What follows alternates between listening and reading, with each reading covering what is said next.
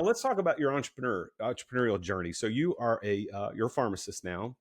You have this grand goal of helping 1 million baby boomers by the age of 20, or by the year 2034 to age gracefully in their homes, which I have a personal story that I'd love to share with you about why I believe that is so important. And you've got this program called Aging Gracefully at Home. So why is that an important thing for you to have these people age in home? Did you have, were like, there's a grandparents, there's parents, like what happened to make you attached to that as a mission? So one day I was at work, busy pharmacy, a lot of phone calls, and I pick up the phone. My sister's on the other line, saying it was shocking because she usually doesn't call me at work, and she said, "Couldn't reach you, but we're in the hospital with mom. She's having a hard time breathing. Not quite sure." And I'm her healthcare proxy, so she had to call me.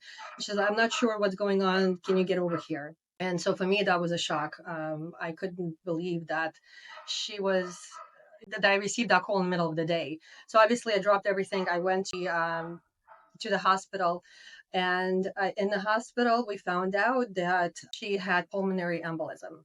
And so, what pulmonary embolism is, it's a blood clot that traveled from her leg. She developed blood clot. It traveled up from her leg into her lungs, and it was clotting up the heart valve, it affecting her heart as well. And this is a disease, not a disease, but this is a an ailment where it's life threatening, and so we were very very lucky that it was a small enough clot that we were able to, she was alive and we were able to treat her.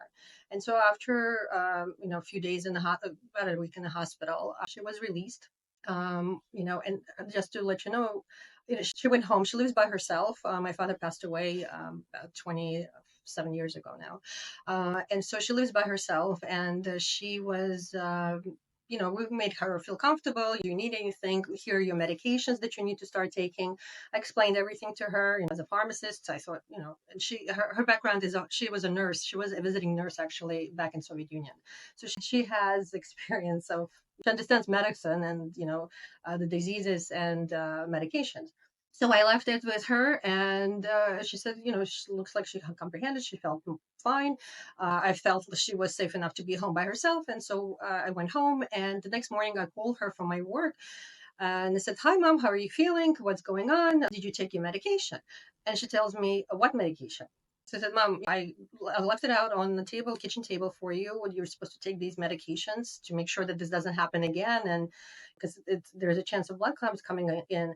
And she was just so disoriented and just I think she never took medications before, and for her it was such a shock of that change that now she needs to be on medications.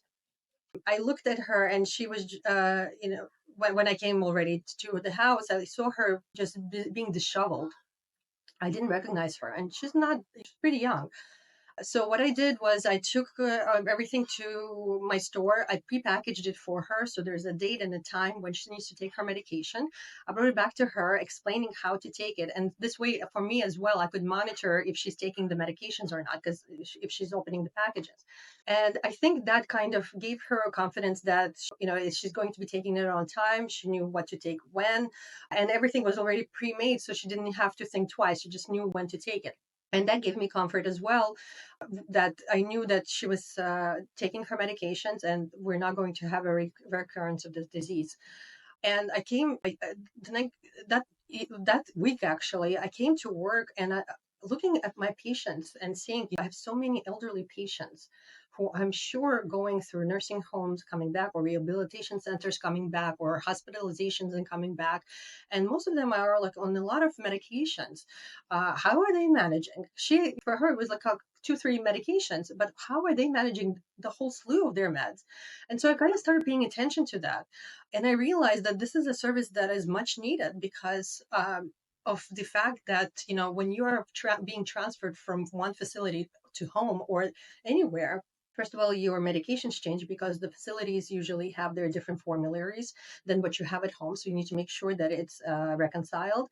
And second, sometimes the regimens change. And so, how do you keep track of all of that, especially after an event that happened, right? You went to the hospital for a reason. And so, just recovering emotionally and physically from that event takes toll on you and on your family, because many people are working, they have families, they have businesses, they have work, and it's difficult to come to your parents' home or your grandparents' home and keep track of that, all of that, especially since you never dealt with it before. Hey there, it's the real Jason Duncan. Thank you for watching this video. If you are an entrepreneur and you've ever thought about what it's going to be like when you get ready to exit your business, I'm the guy you want to follow. So make sure that you've subscribed to this channel and go check out the link in the description, therealjasonduncan.com. Check out the resources I've got for people just like you, as an entrepreneur who's trying to get his life back, get her life back, get your time and freedom back.